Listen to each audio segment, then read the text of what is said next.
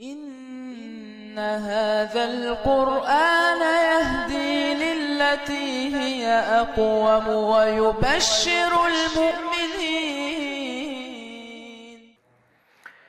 أعوذ بالله من الشيطان اللعين الرجيم. بسم الله الرحمن الرحيم. الحمد لله رب العالمين والعاقبة للمتقين والصلاة والسلام على أشرف الأنبياء والمرسلين وآله الطيبين الطاهرين سيما بقية الله أرواحنا له الفداء. أما بعد فقد قال رسول الله صلى الله عليه وآله وسلم يا أيها الناس قد أقبل إليكم شهر الله بالبركة والرحمة والمغفرة. السلام عليكم ورحمة الله وبركاته. अल्लाह तबारक व तआला असां सभिनी जूं इबादतूं इताअतूं हिन माह मुबारक में हिन भलारे महीने में क़बूल फ़रमाए।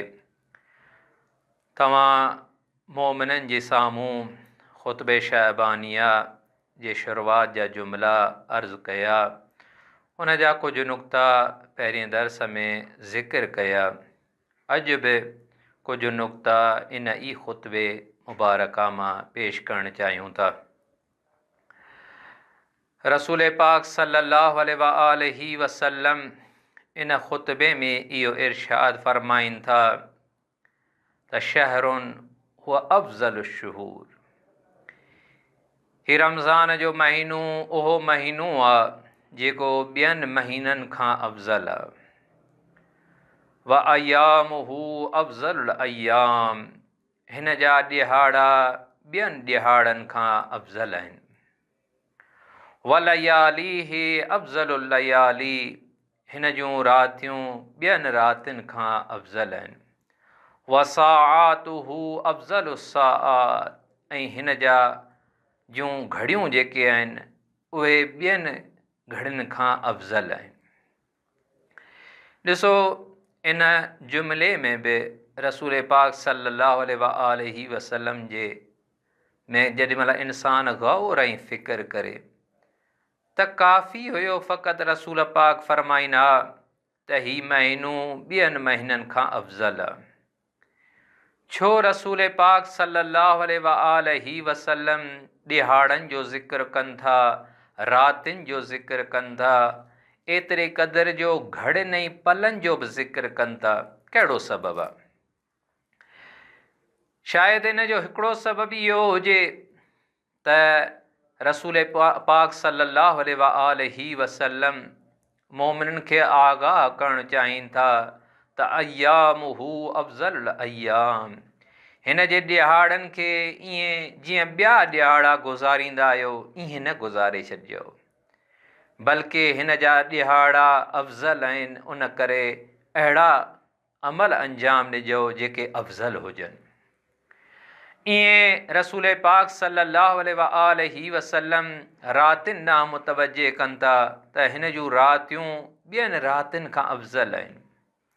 ईअं न थिए जो तव्हां जीअं ॿियनि रातिनि में सुम्ही करे गुज़ारे छॾींदा आहियो रातियूं, हिन जे रातिनि खे बि तव्हां ईअं ई गुज़ारे छॾियो। न, रसूल पाक सल्लल्लाहु अलैहि वसल्लम फ़रमाइनि था त हिन जूं रातियूं जॾहिं अफ़ज़ल आहिनि त अहिड़ो अमल अंजाम ॾियो जेको अमल अफ़ज़ल हुजे। जेकॾहिं रातियूं गुज़रनि त ज़िक्र इलाहीअ में गुज़रनि, जेकॾहिं रातियूं गुज़रनि त क़ुर्आन जी तिलावत में गुज़रनि, जेकॾहिं रातियूं गुज़रनि त तौबा ऐं इस्तग़फ़ार ऐं दुआऊं पढ़ंदे गुज़रनि।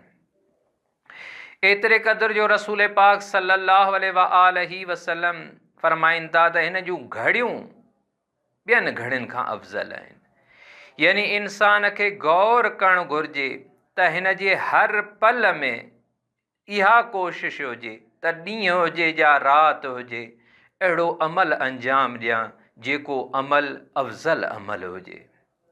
ईअं न हुजे जो आउं रोज़ो रखां, उन खां पोइ जीअं आदि ॾींहुं गुज़ारींदो आहियां, जीअं मामूली राति गुज़ारे छॾींदो आहियां, ईअं गुज़ारे छॾियां। न, बल्कि रिवायतुनि में त एतिरे क़दुरु मिले थो त हिन महीने में जेको इंसान क़ुरान जी हिकु आयत तिलावत करे थो उनखे ख़त्मे क़ुरान जो सवाबु मिले थो।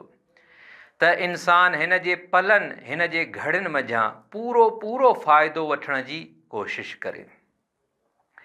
हिन ख़ुतबे में रसूल पाक सल्लल्लाहु अलैहि वसल्लम हिक मक़ाम ते इहो रोज़ेदार खे मुतवज्जिह कराइनि था त अनफासुकुम फीह तस्बीह, हिन महीने में तव्हांजा साह खणण तस्बीह आहिनि।